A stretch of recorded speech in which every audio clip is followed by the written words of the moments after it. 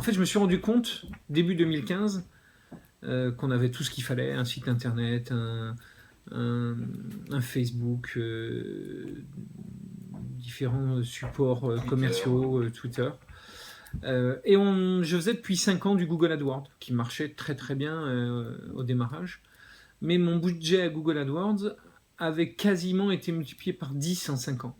Et je me suis dit, mais dans 5 ans, si je remultiplie encore par 10 mon budget, ça va m'amener avec des budgets Google AdWords de 60 000 euros, 100 000 euros. Où est-ce qu'on va s'arrêter? Donc, je me suis dit, il y a une petite enquête à faire sur ce sujet-là. J'avais envie de référencement naturel. C'est-à-dire, je me suis dit, à un moment donné, il va falloir que je contrebalance cette augmentation vertigineuse du budget Google AdWords en allant vers du référencement naturel. Bien sûr, notre site n'était pas approprié au bon référencement naturel, donc il fallait le revoir, ça j'étais prêt à le faire. Voilà, j'avais pas de certitude. Donc j'allais à la pêche à l'information, mais je sentais qu'il y avait un virage à prendre. Je me suis dit à reprendre des outils de communication, à faire du référencement, quel qu'il soit, payant ou naturel. Il fallait aussi réfléchir au positionnement de l'entreprise. C'est-à-dire que c'est bien beau de communiquer, mais on communique sur quoi?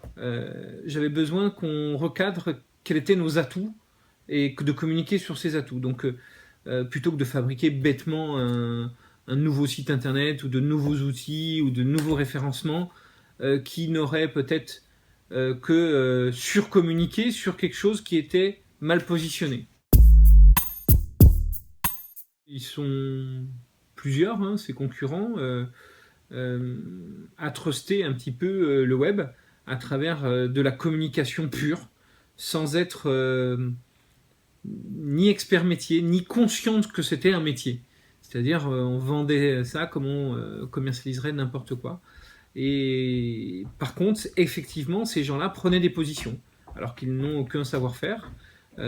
Simplement en communiquant sur du web, on arrive à promouvoir une entreprise, je dirais des entreprises presque coquilles vides.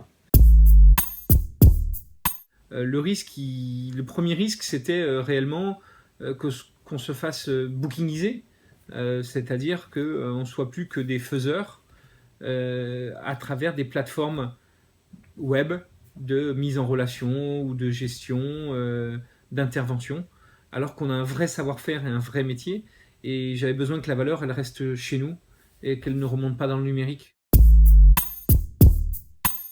Quand j'ai créé l'entreprise, on était peut-être 30, 40 entreprises en France à faire ce métier-là.